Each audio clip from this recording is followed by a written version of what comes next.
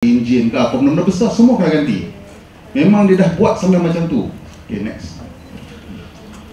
Okay, bapa advertising ni macam Cik Taufik cakap, is this person nama dia Edward Bernays. Dia ni, you kenal Sigmund Freud? Siapa kenal Sigmund Freud? Tak kenal? Dia ni ahli psikologi yang paling famous lah dalam dunia ni. Ni anak saudara dia lah. Dia ambil idea-idea Sigmund Freud. Sigmund Freud ni dia memang pandai lah. Dia pandai baca orang. Dia tahu perangai kita macam mana nak adjust.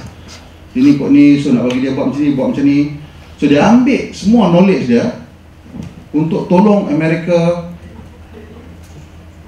pergi perang Dunia Kedua, to justify entering World War II. Inilah kerja dia. Macam mana dia jual idea untuk pergi perang tu kepada rakyat. Ini kerja dia. Dalam tahun 1928 sebelum perang, ini kempen dia yang paling dahsyat sekali lah pada saya lah, saya rasa. Penjualan rokok dah stagnate dekat US. Dia try macam mana pun, habislah orang lelaki yang nak rokok semua dah habis belilah, dah tak siapa tak mau beli lagi dah. Jadi dia kata lah, ni kita punya market dengan perempuan. Masa tu perempuan tak isap rokok. Elok-elok semua tak isap rokok lah, isap rokok semua yang ya kan. Jadi dia kata, okey tak apa, mari kita akaikan macam mana nak bagi mereka isap rokok. Dia kata, senang lah. Okey, sekarang pada zaman 1920-an tu, they are fighting for equal rights, the suffragette movement. So what he did was, during one of the big parades kat New York tu, this Mak Saleh ni orang ada satu sistem dia panggil debutant lah. When you're 16, you're a girl, you've gone through your finishing school, you're introduced into society. Ada party semua kan.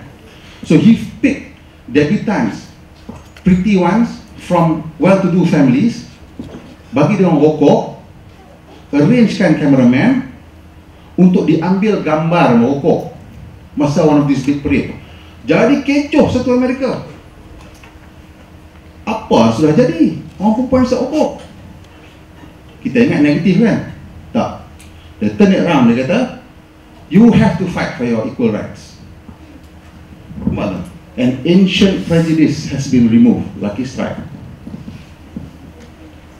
Dengan satu cara, dia telah figure out macam mana cara untuk dia manipulate kita semua melalui advertising.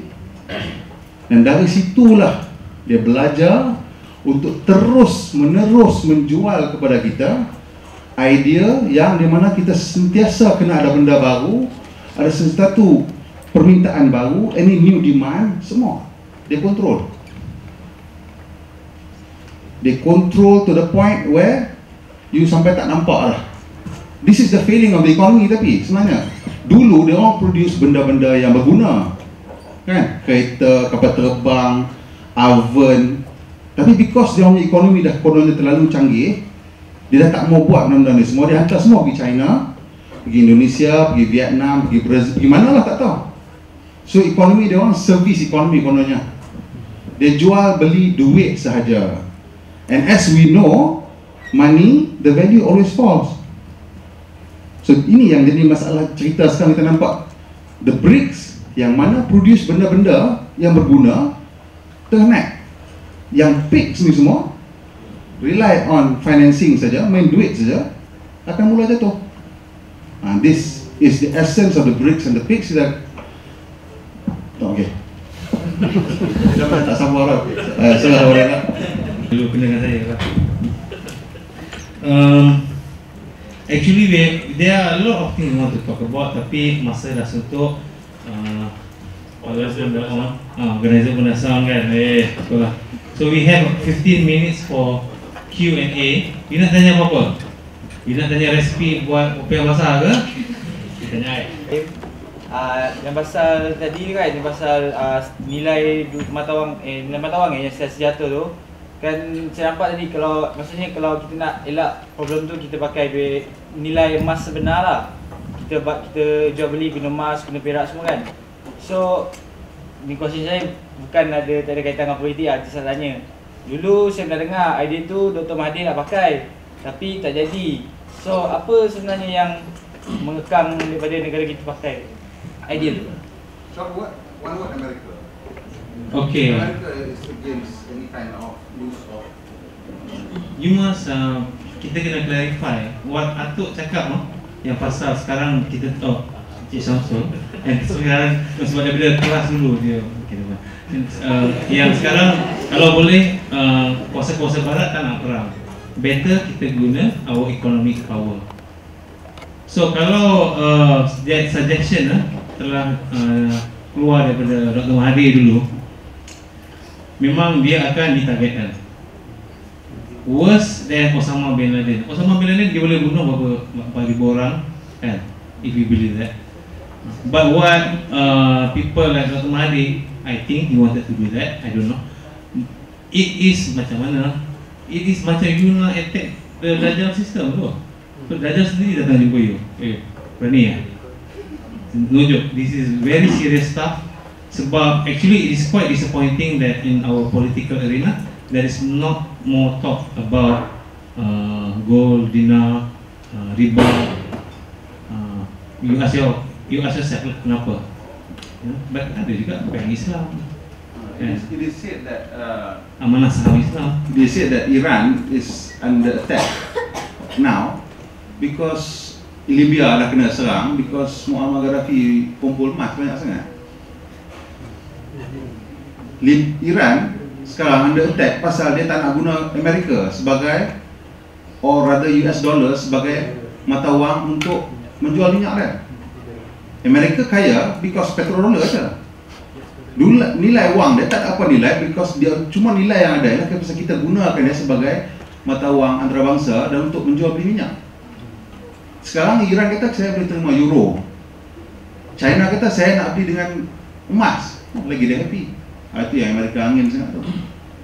Nak kata Iran last kali negara Iran Persia serang any other country was in 1875 or 1857.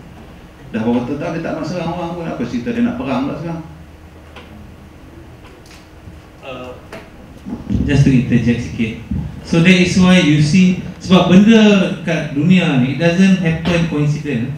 Semua benda yang berlaku ada, kadang-kadang ada cerita di sebaliknya. So sekarang you tengok, kalau you baca surat khabar, you tengok internet, ada demonstrasi kat China lawan Jepun. And then China pun ada hantar kapal perang dekat South China Sea. Filipina pula, tapi siapa di belakang Filipina? Amerika lah, sama macam Jepun juga lah. So and then kalau you baca surat khabar, especially barat, any news tend to be biased against the Chinese lah, mainland Chinese. Sebab mainland China ni actually we have a lot to thank them for. Masa 1997 dulu, masa George Soros dan kawan-kawan dia attack kita punya ringgit kan, and whole ASEAN countries, China was under a lot of pressure from the West and from the speculators to devalue their yuan. If they had devalued their yuan, kita punya negara akan hancur. Seriously. And that is why our relationship with China kita maintain juga. Sebab if they had devalued the yuan, I tell you, habis kita. I mean the whole country dah kena auction lah. Thank you. Just to add, dia bukan individual Islamic countries that implement the dinar and dirham. The first person to move the idea was the former Turkish Prime Minister. Another history lesson lah. Sebelum this Prime Minister, siapa Turkish Prime Minister? Erbakan. Erbakan mooted the idea dia nak use dinar and dirham to replace the Turkish currency. Within 1 year, he was ousted from office. First example. Second example, Sultan ataupun Raja Maghribi, dia dah titah kita akan mula, bukan sikit je, dia takkan jadikan sebagai mata wang. Mulai daripada tahun depan, kita akan terima dinar dan dirham sebagai bayaran zakat. Within 1 year, he was dead. Coincident ataupun dah ajal, wallahualam. Okay. Mahathir, saya interview Mahathir untuk program saya dulu. Saya tanya dia, kenapa only in your final year of office, final year ni 2003, baru dia mint the first Royal Islamic Mint punya dinar kat Malaysia. Dia kata because dia nak step down from power. Kalau dia dah implement the dinar while he was still in power, my suspicious is he will be ousted from power. The most recent example, Muammar Gaddafi, kan? Dia cakap sikit je, the West who wants to buy oil from Libya, please pay in gold. Tak sampai setahun pun, tak sampai 6 bulan dah kena belasah. And bila perang ni, kalau you pasal ni, the first thing the West akan buat is dia akan confiscate negara tu punya gold. Benda lain dia tak buat, daripada dia buat sikit. The first thing dia akan buat, confiscate gold. So the only way that we can introduce this, the way I see it, is if OIC as a whole make it a priority to introduce this. Kalau individual countries, memang you dah tengok ada example, that is what had happened. Okay, thank you. Question, nak cakap ya atau tidak, bukti pun tak ada nak tunjuk, kan? Tapi secara mudahnya kita cakap macam mana? Sistem yang dominan sekarang digelar sistem kapitalis. Betul tak? Apa maksud sistem kapitalis? Capital itu apa sebenarnya? Modal. Modal tu apa dia? Duit lah. Siapa kontrol duit? Bankers lah kontrol duit. Siapa yang kita terkenal, bangsa mana yang terkenal sebagai banker ni? Melayu. Jadi orang Melayu lah yang kontrol semua duit. Jadi memang sistem di dunia ini sudah direka untuk memberi kelebihan kepada mereka yang ada duit, mereka yang mengawal kekayaan. Satu trik yang begitu cantik yang dia orang buat adalah menamatkan gold backing for money. Kalau dulu tahun 80-an sebelum dia lifted the gold reserve, semua emas Amerika disimpan di satu tempat. Nama apa? Siapa tahu? Tak tahu. Nama dia Fort Knox di Knoxville. Di situ dia simpan emas. Jadi walaupun nilai mata wang tu menurun berbanding dengan emas, tetapi mereka tetap adalah sedikit backing dia tu, sama ada mula-mula dengan 35 ke, dah turun jadi 70 ke apa benda ke, dia masih tetap ada lagi. Jadi bila you remove the gold backing, mana pergi emas tu? Emas tu gimana? Masuk dalam poket Federal Reserve lah. Jadi you tinggal pegang kertas saja. Dan Baron Rothschild memang cakap, dia kata, if I were to tell you that money is the biggest conjuring trick of today, you will not believe me and you will still want money. Maksud dia kertas lah. Dia orang dah tahu dah. Dia orang ambil emas, dia tinggal kat kita kertas. Amerika lepas perang semalam, kalau siapa datang, perang dunia kedua kan, FDR pergi minta semua emas. Sekarang kat US ada regulation, dia tak boleh jual emas privately beyond a certain amount. Kenapa? Sama benda yang sama berulang kembali. Benda ni berulang setiap, you tengok economic cycle orang kata 5 tahun, dalam 20 tahun akan datang lah benda konon-konon je, benda bagus, tapi semua menipu kita. Nak kata konspirasi Yahudi nak sebut pun tak tahu, kita pun tak nampak. Tapi kita tengok daripada luar, memang kapitalis yang kontrol. Kapitalis means money, money means banks. Banks lah yang kontrol sebenarnya, bukan you punya politician, bukan dia orang yang kontrol sebenarnya. Just to add, present scenario sekarang ni, tadi ada mention kan, Kelantan, Perak dan Kedah dalam dinar dirham. Tapi adakah you all tahu, di America itself, America, the home of the US dollar, a few states dah declare alternative usage of currency. The first negeri yang pertama yang declare gold and silver sebagai alternative currency is Utah last year. Dia dah ratify in the Senate, the legislation, you can use gold and silver coin to pay off your assessment taxes. This year, the second state, South Carolina. Dan as we speak sekarang ni, ada 10 to 12 states yang dalam beberapa proses peringkat untuk melegalisasikan penggunaan coin ataupun komoditi emas dan perak sebagai mata wang. Jadi bayangkan, Orang Amerika sendiri pun dah tak confident dengan US dollar dia. Kita ni, bukan kita lah, Melayu, Jawa, Mama, apa benda semua ni kan, tuk sibuk beli US dollar, beli euro kan. Bila dapat tu, wah, I got US dollar lah, I got ni kan. Tapi sebenarnya kertas. Setengah ulama katakan ini adalah debu riba. Dan kalau kita relate balik pada Al-Quran, Baqarah 275, wa halallahu bai' wa harama riba, Allah permitted trade and prohibited usury. Tapi itu 275 selalu yang dikatakan oleh orang apa kata Islamic banker. Tapi yang lagi penting dia tengok Baqarah tu ayat 279. Kalau kita bukan nak cakap apa, bukan nak cakap dia bagus, judi, minum arak, zina, dalam Quran tak cakap. Allah cakap Allah akan isytihar perang.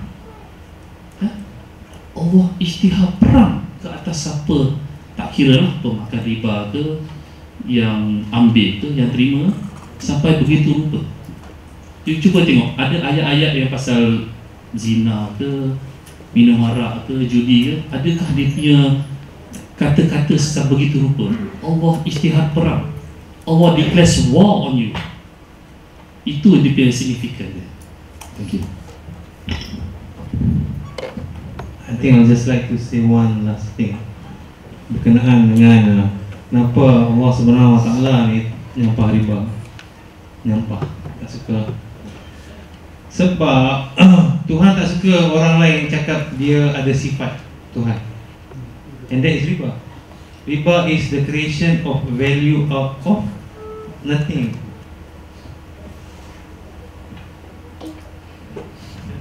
Thank you. Okay, after that very deep explanation, anything else? Ya, Assalamualaikum. Sebagai generasi akan datang, saya cadangkan kalau tak kita gunakan dinar dan dirham, sekurang-kurangnya kita simpan dalam emas dan perak. Itu nombor satu. Nombor dua, penggunaan dinar dirham tu memang dah banyak. Saya ambil contoh yang terdekat dengan Petaling Jaya ni, di Taman Tun, di Pasar Taman Tun, ada lebih kurang 20 ke 30 gerai yang terima penggunaan dinar dan dirham. Di Taman Tun itself ada juga kedai-kedai, kedai nasi berani, kedai dobi, kedai farmasi yang gunakan dinar dirham.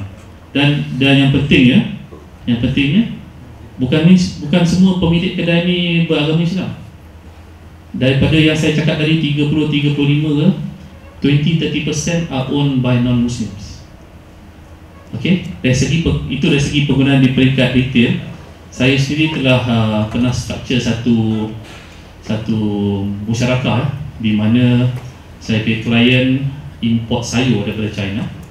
Okay, dan instead of gunakan ringgit ataupun gunakan dolar ataupun gunakan yuan, penjual sayur di China yang ekspor satu kontainer sayur ke klien saya di Malaysia, mereka bersetuju menggunakan emas sebagai bayaran. So tak kira harga emas naik ke tak, tapi dia janji kalau dah tak salah saya yang digunakan dah 40 dinar. So 40 dinar untuk satu shipment sayur daripada China, dia buat masuk dan dah digunakan. So yang saya peliknya, orang bukan Islam lagi senang menerima penggunaan mata wang perak dan emas atau dinar dirham berbanding dengan orang Islam sendiri. Itu yang saya pelik. Kadang-kadang kita tak tahu keberkatan daripada apa yang kita buat tu, walaupun sekecil-kecil benda akan mendatangkan perubahan kepada masyarakat. Jadi kita kena sedar benda tu lah. Kita buat sikit-sikit pun tak apa, kita cuba saja setakat mana yang boleh. Pasal penyudahnya kita tak ada kuasa, yang sebelah sana pun tak ada kuasa, yang ada kuasa hanya satu saja. Ya. Okay. Assalamualaikum warahmatullahi wabarakatuh. Sorry. Just to answer question on the orang Islam. Hakikatnya.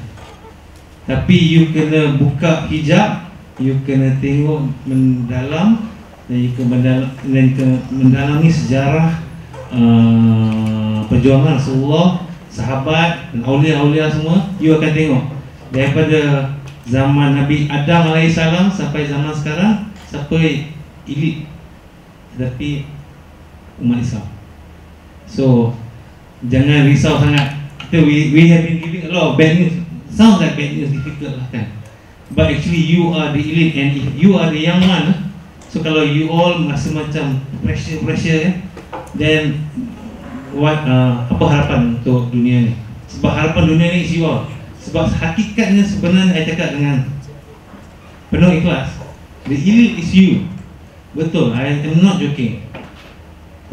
Kita hanya kena ubah persepsi kita saja. Assalamualaikum.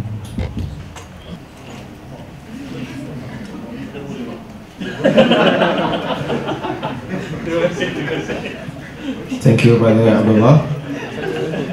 Ladies and gentlemen, brothers and sisters, a big applause to the guest speaker. We hope you enjoy the journey home.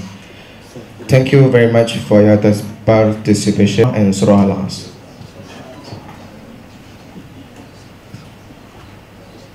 Assalamualaikum warahmatullahi wabarakatuh.